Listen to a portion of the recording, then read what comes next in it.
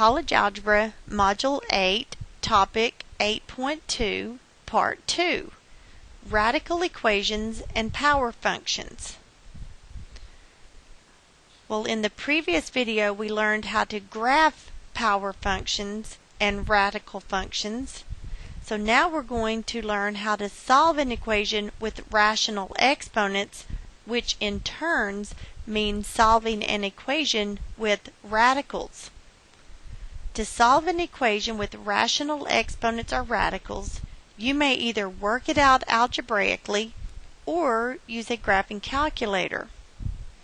To solve an equation with a radical, you want to get the radical on a side by itself first, if possible, and then raise both sides to the nth power.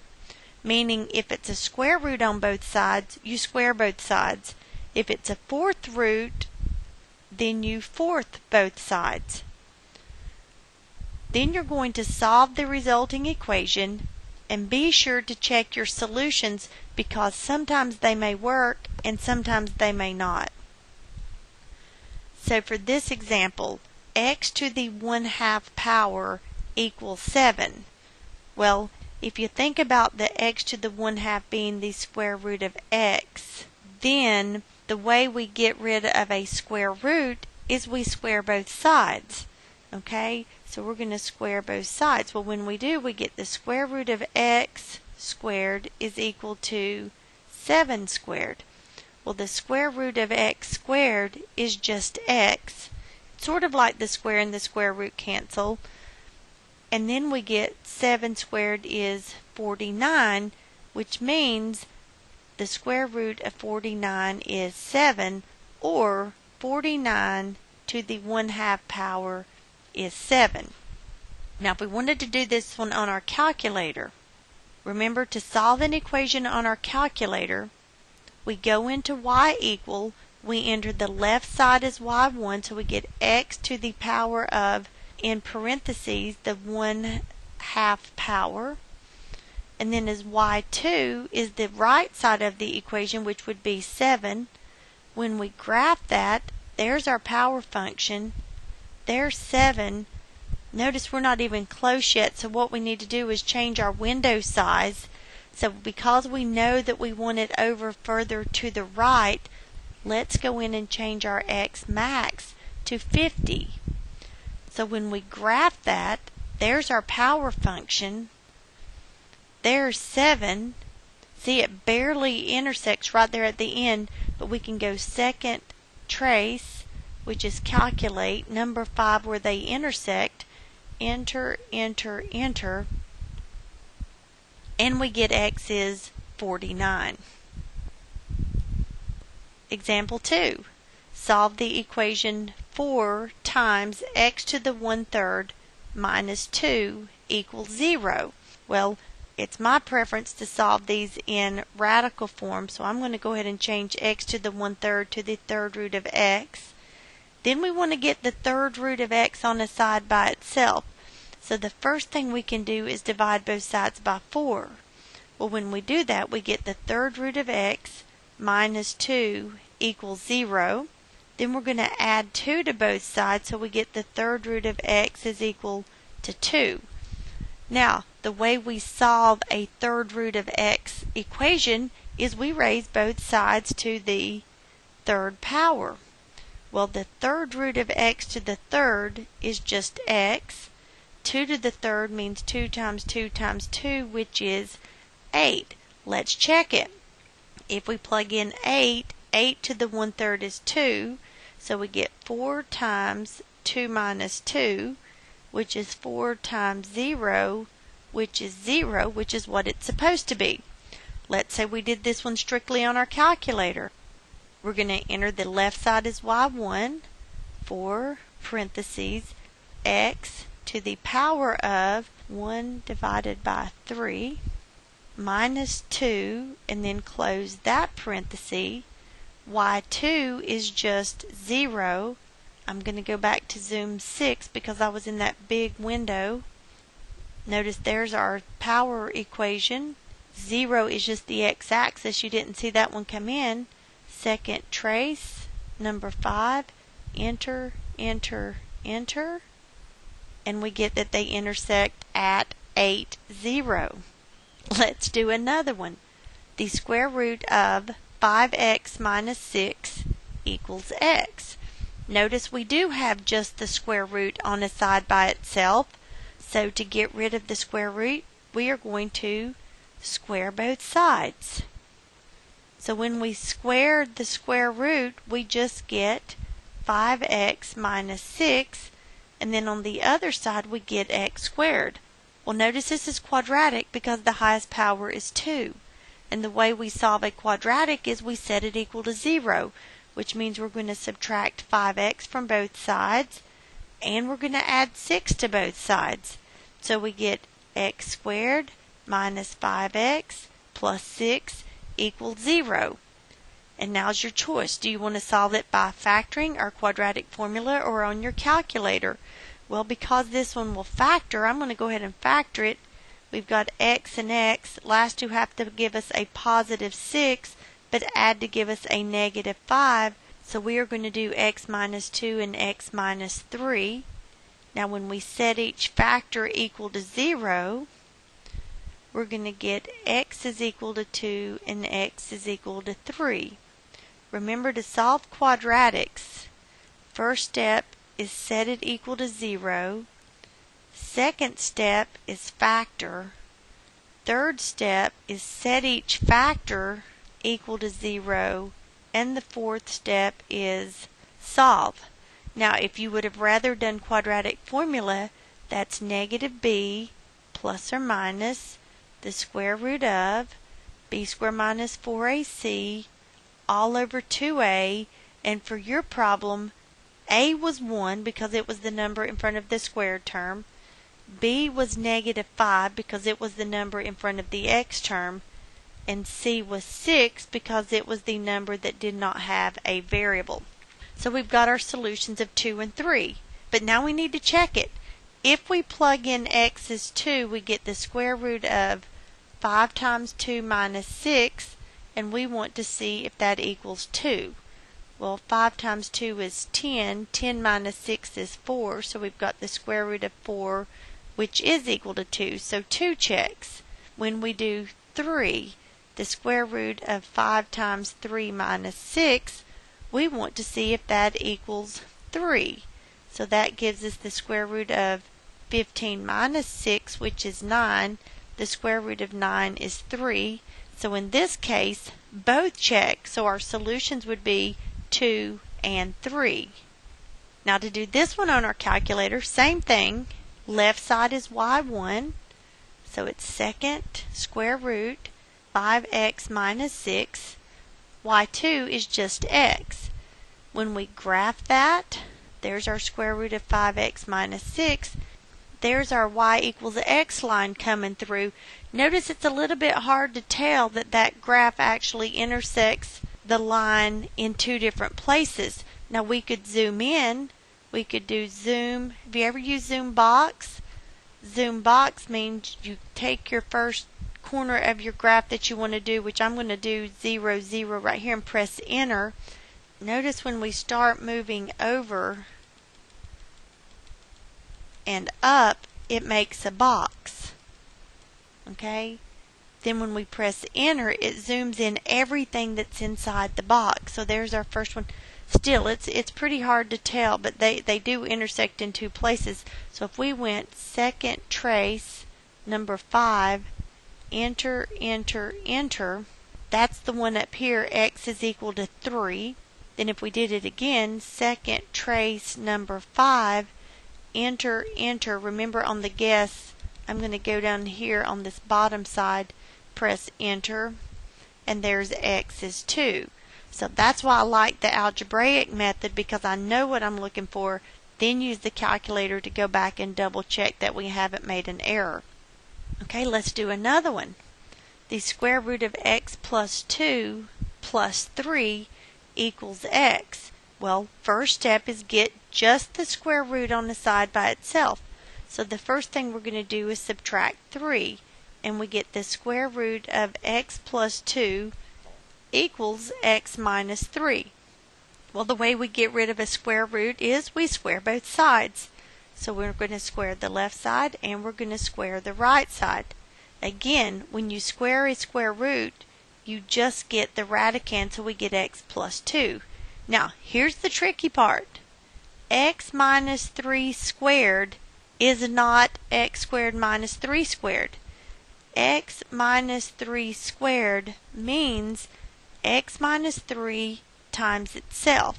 So we can either FOIL it out, x squared minus 3x minus 3x plus 9, which would give us x squared minus 6x plus 9. Or we could do our little shortcut formula that says square the x, multiply negative 3 times x would be negative 3x, and double would be negative 6x, and then square the negative 3. Okay, either way you get x squared minus 6x plus 9. Again, this is quadratic because the highest power is 2. To solve a quadratic, you set it equal to 0. So we're going to subtract x from both sides, and we're going to subtract 2 from both sides. So we get x squared minus 7x plus 7. Well, this one's not going to factor, so we're going to have to do quadratic formula. A is 1, B is negative 7, and C is 7.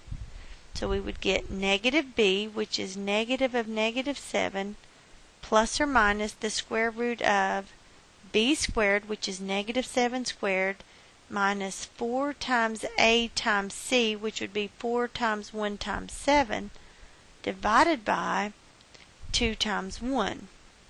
So when we simplify that, we get positive 7 plus or minus the square root of 49 minus 28 divided by 2, which would be 7 plus or minus the square root of 21 over 2.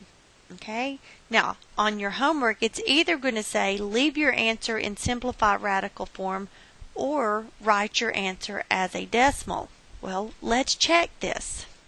So our left side is going to be the second square root of x plus 2, close that parenthesis, plus 3. The right side is just going to be x. Now I'm going to go back to Zoom 6 because we were in that box a minute ago. So there's the left side, there's the right side. So we're going to find where they intersect. Second trace, number 5, enter, enter, enter, and we get 5.79. Okay? Notice that the graph only intersects in one place, which means there's only one solution. Well, what happened to the other solution? Well, I'm going to write down that first solution just so we can play for a minute. Let's go back and let's look at these possible solutions on our calculator. We get 7 plus the square root of 21, get an answer, divide that by 2. That would give us 5.7913, which is the one we got. When we do it again, we get 7 minus the square root of 21, get an answer, divide that by 2, which gives us 1.21. Well, remember I told you always need to go back and check. So when we check it, we would get the square root of 5.7913 plus 2, close that, plus 3, and we got 5.7913. That worked out perfect. When we do the second one, the second square root of 1.21 plus 2, close that parenthesis, plus 3. Notice we do not get what we started with. Therefore, the 1.21 does not work. It's not a solution, and our only solution is 5.7913. Now, I know a minute ago I told you the algebraic method works best, but the calculator is also a great check to show that you don't have two solutions for this one. It's only the one solution. Okay, let's do another one. Solve the equation x minus 4 equals the square root of x plus 2. Well, you've got a square root on the side by itself right here. So to solve that, we are going to square both sides. So we get x minus 4 squared equals the square root of x plus 2 squared. Well, the left side, x minus 4 squared, we can square the first term, multiply, we get negative 4x, doubled would be negative 8x plus 16 equals, well, when you square a square root, you just get the radicand. Now again, remember, this is the tricky part. X minus 4 squared means x minus 4 times x minus 4, and you have to multiply that out or use a shortcut. You cannot just go x squared minus 16. So, quadratic equation, set it equal to 0, so we're going to subtract x from both sides. We're going to subtract 2 from both sides. So we get x squared minus 9x plus 14 equals 0. This one will factor. X minus 2, x minus 7 equals 0. Set each factor equal to 0. X minus 2 equals 0, x minus 7 equals 0. So x is 2 and x is 7. If we plug in x is 2, notice we get 2 minus 4, and we want to know if that equals 2 plus 2. Well, 2 minus 4 is negative 2. 2 plus 2 is 4. The square root of 4 does not equal negative 2. Therefore, 2 does not work. Try 7. 7 minus 4, does that equal the square root of 7 plus 2? Well, 7 minus 4 is 3. 7 plus 2 is 9. The square root of 9 is 3. That one checks. So our only solution would be x is equal to 7. And again, you could check it on your calculator. Okay, this time we've got an equation, the third root on both sides. So the third root of 1 minus x equals the third root of x plus 5. Well, the opposite of doing the third root is the third power, so we're going to raise both sides to the third power. When we do that, the third power, third root cancels, so we get 1 minus x equals x plus 5. We want to get x's to one side. I'm going to bring them to the positive side, so we're going to add x to both sides. Then we're going to take the numbers to the other side, so we get negative 4 equals 2x, which tells us that x is negative 2. Check it. If we plug in negative 2 for x, we get 1 minus a negative 2 is 1 plus a positive 2 is 3, so we get the third root of 3 on the left side. On the right side, negative 2 plus 5 is 3, so we get the third root of 3 on the right side. So there's our solution. Now, do you remember how to graph these on your calculator? The third root of 3, you go to Math. Down option number 4 is the third root, so we're going to choose 4. The third root of 1 minus x. And then for the other side, same thing. Math 4, x plus 5. There's the first one, the third root of 1 minus x. There's the second one, the third root of x plus 5. Notice those graphs do intersect in one place, and they do intersect right here at x equals negative 2. Objective 6 is our application. Modeling wing size of a bird. Heavier birds have larger wings with more surface areas than do lighter birds. For some species, the relationship can be modeled by S sub w equals 0.2 w to the 2/3 power, where w is the weight of the bird in kilograms and S is the surface area of the wings in square meters. Approximate S of 0.75. So what that means is find the surface area of a bird whose weight is 0.75 kilograms. So we're going to plug it into our formula where W is 0.75. So we get 0.2 times 0.75 to the 2/3 power. So on our calculator, and you're not going to be able to do this one without a calculator, it is 0.2 times, and I'll use the parentheses for the times, 0.75, close the parentheses, to the power of, then fractional power, so we've got to have our parentheses, 2 divided by 3, and close the parentheses, which means we would get that the surface area is 0.165 square meters. Objective 7 is power regression. Remember, we've done linear regression, quadratic regression, so now we're going to do power regression. Rainbow trout are sensitive to zinc ions in the water. High concentrations are lethal. The average survival times in X minutes for trout in various concentrations on zinc ions Y in milligrams are listed below. So they give us a table listing the values if X is 0.5, 1, 2, and 3, and then they give us the concentrations of the ions in milligrams of 4,500, 1960, 850, and 525.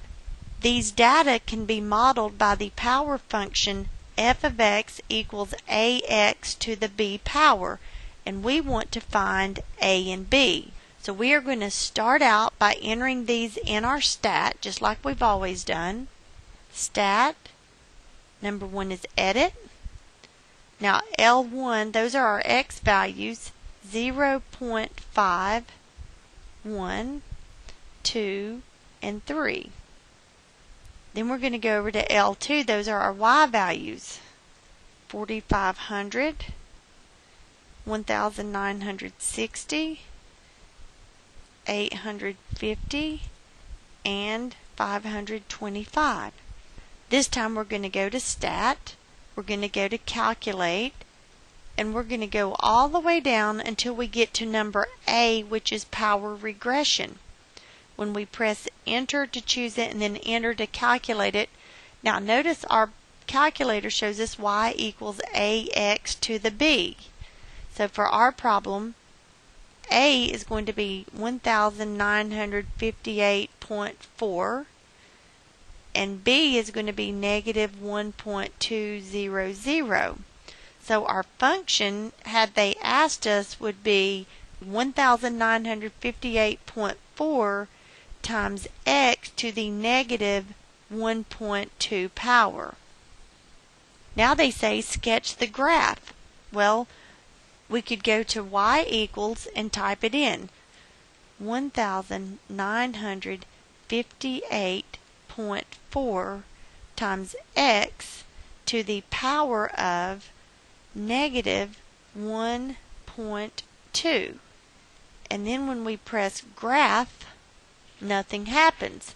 It's because our window's out of range. So what we can do is we can go to second stat plot, enter to select it, enter to turn it on, and then we would go to zoom stat, which is zoom 9, and it finds a window that shows all the points, and it also shows the graph and how well it fits all of those points.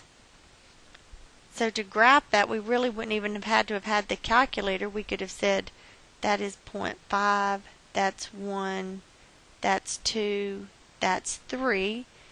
0.5 is up here at 4,500. 1 is down here at 1960, and then 850, and then 525. So you notice we've got our graph that goes like this. So that's what our graph would look like. Now you are ready to do the homework for Module 8, Topic 8.2 in my math lab.